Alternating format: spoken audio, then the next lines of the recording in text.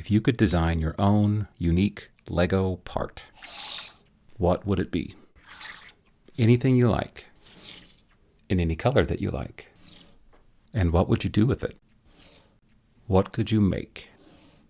Well, in this installment of Brickbending, I have an opportunity to do just that, thanks to the sponsor of this video, JLC 3DP. Now, of course, this isn't going to be an official Lego part.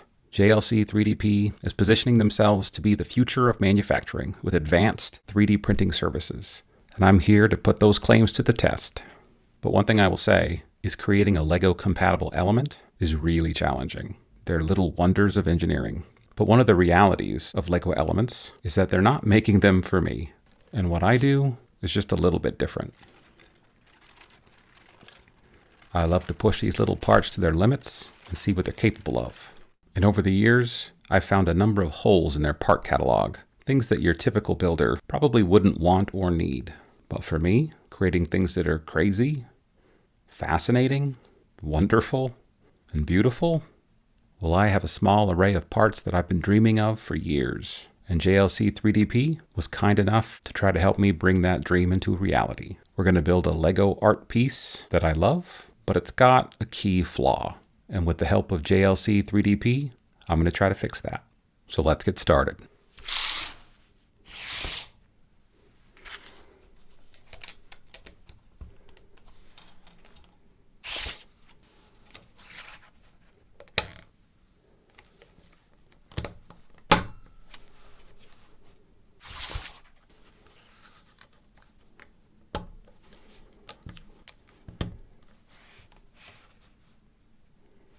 Now you can imagine there are many possible variations on this pattern just by shifting the plates around. And I've explored many options. But we're going to head down this road for a reason.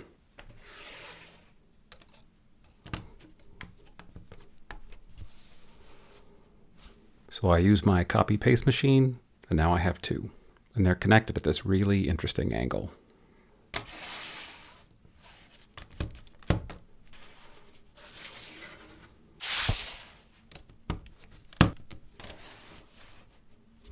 So this is interesting. We've connected 6 iterations of this perfectly square motif, and there's still a gap. And it turns out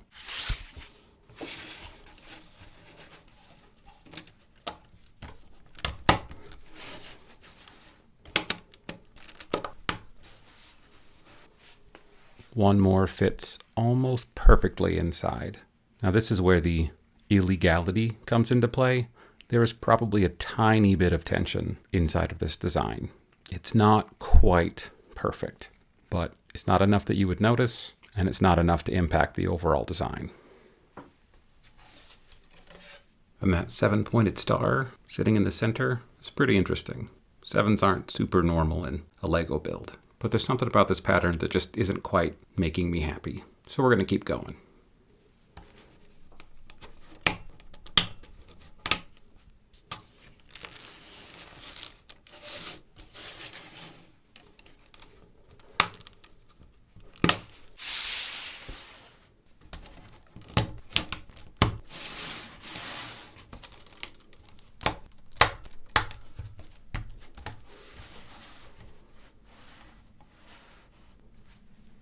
So we've gone from 7 to 12.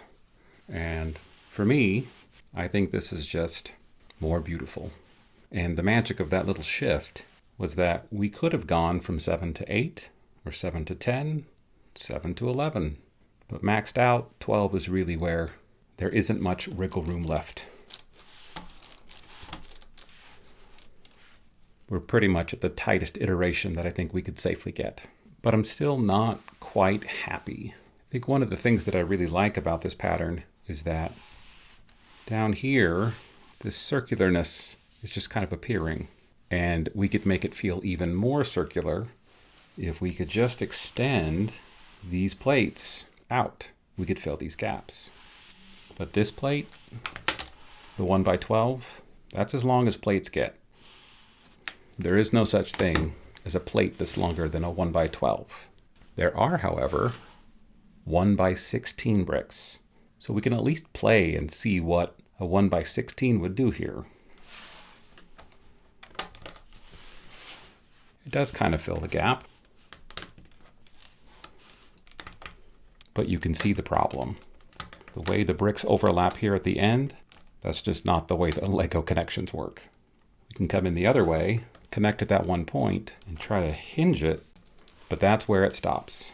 That is the angle that you can make when you hinge two standard Lego plates, and that's just not going to work. So a 1x16 is out. If I take another 1x12 and just kind of layer them on top, that's almost perfect. We get just a little overlap here on the end. So this length is 1x15, which also doesn't exist. But in the world of standard Lego elements, there is one more solution.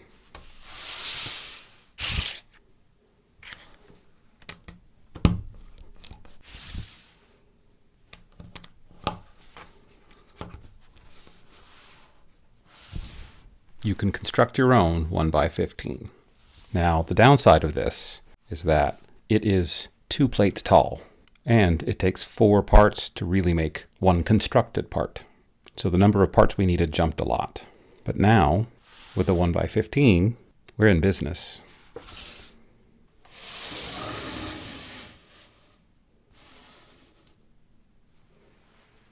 What we have here is the exact same build that we had before, but now I'm using 1x15s that I've constructed, and they're 2/3 the height of a standard Lego plate. I've also got 1x12s, which I've stacked with 2 1x6s on the bottom, and I've got 1x8s stacked up with 2 1x4s on the bottom. I'm using 4 layers, but 4 layers of constructed pieces, so technically it's 8 plates tall, and the implied circle in this design is very, very obvious now.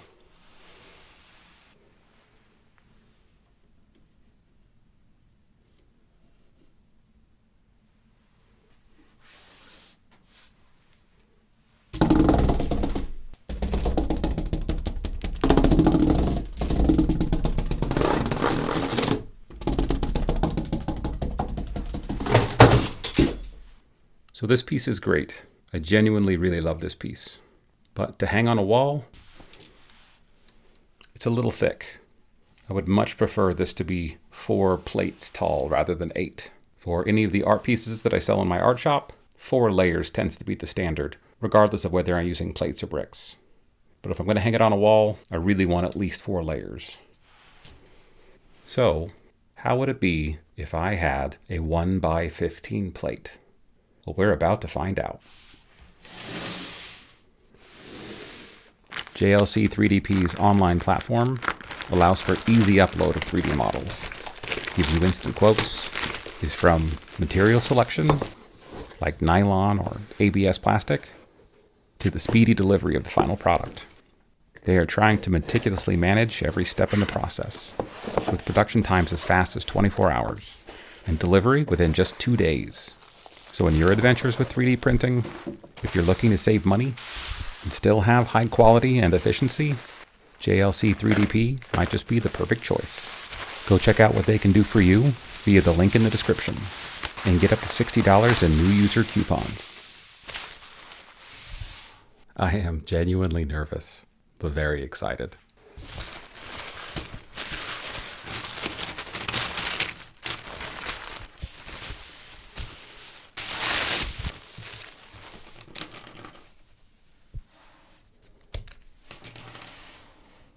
Wow, I don't even know where to start. This is just really cool. Let's do some close-up comparisons. First, the standard Lego 1x12 plate. And now the JLC 1x15 plate. The first obvious thing is that I know that this 1x15 is not ABS plastic, which is what Lego is made out of. It's JLC black.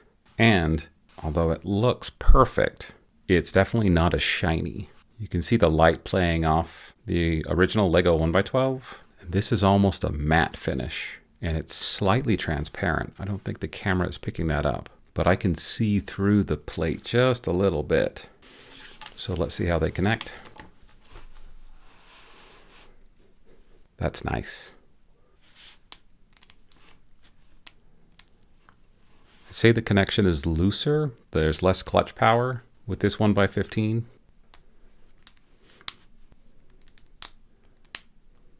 Yeah, you can see how it wants to pop in and out. But the fact that it fits, that's amazing. And I think I can work around the difference in clutch.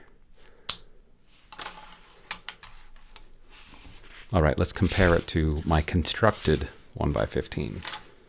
In terms of length, it might be just a little hair longer, but I don't think that'll make a difference for our build.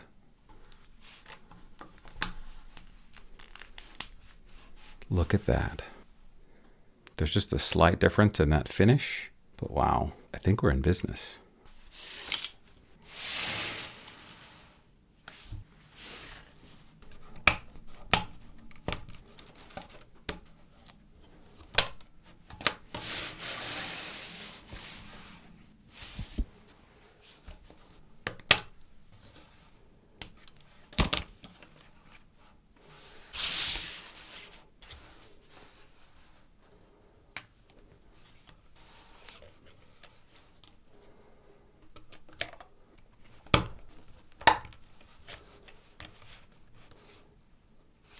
So I can already feel that our primary issue is going to be clutch power.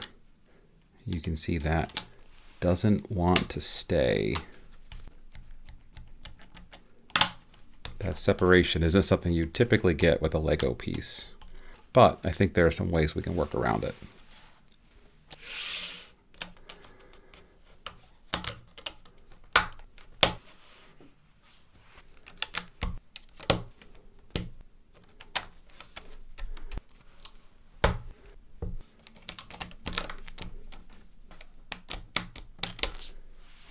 Yeah, that clutch is that's gonna come back to bite us. With this first iteration, I think I'm gonna try to sandwich the JLC plates with the Lego plates and see if we can't leverage the clutch of the Lego to hold the whole thing together.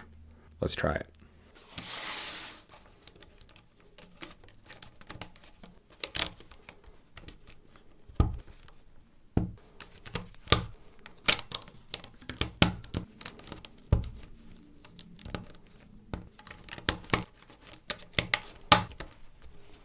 So far, I would call this a partial success.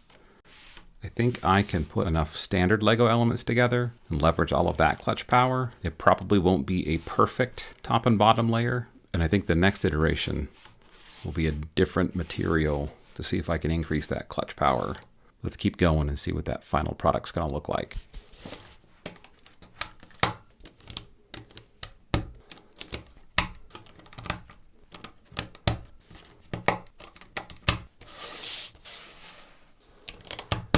I already know where this is going to go.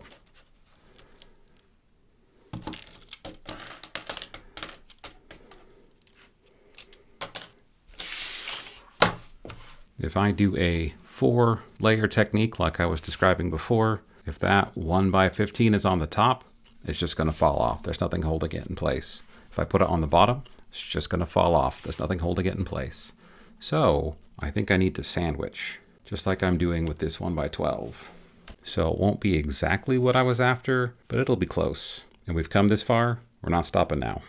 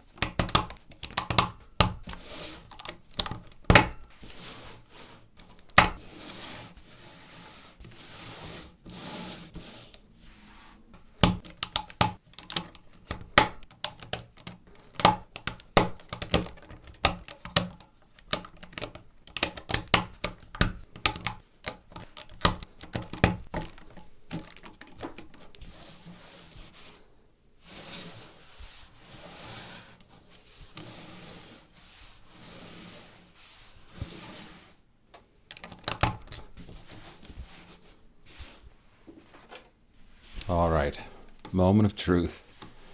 I will say that working without clutch power or good clutch power on the JLC 1x15s, that's challenging. But I think what I've done here is definitely functional.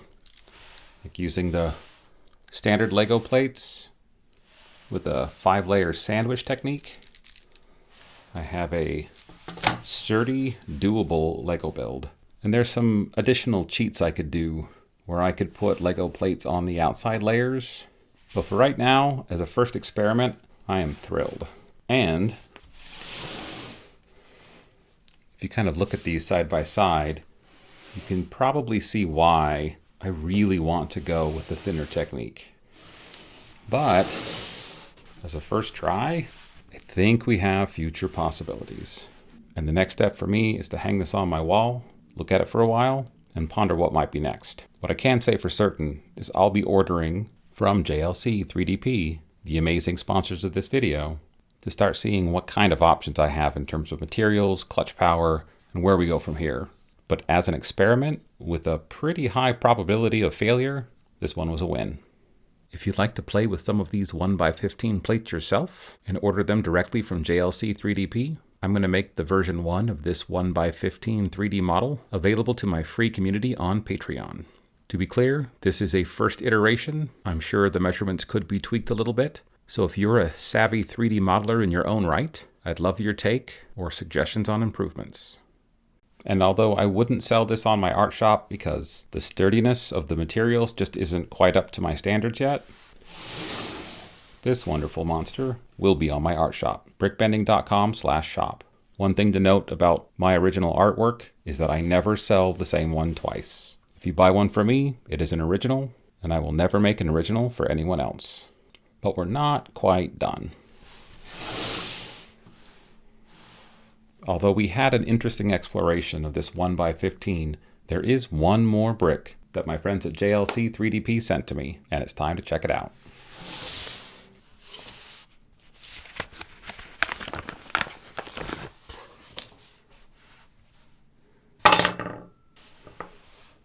You might have guessed it, this is a 1x15 plate in stainless steel. I have no idea what I can do with this thing, how it will work, what its properties are, but when the opportunity to create a Lego compatible element in stainless steel came along, how could you say no? JLC 3DP also sent me a few other bricks that I played with and tested, along with this stainless steel beauty, and I'll also make some videos available to my Patreon community if you want to see a few bricks in color and how the stainless steel 1x15 interacts with normal Lego plates. All right, my friends, that was quite the adventure. Had its ups and downs, a few perilous moments, but in the end, it was a lot of fun. Don't forget, if you want more, come join our free community on patreon.com/brickbending, subscribe here on YouTube, take a look at my art shop, or follow me at brickbending anywhere and everywhere. Thanks, my friends. I'll catch you next time.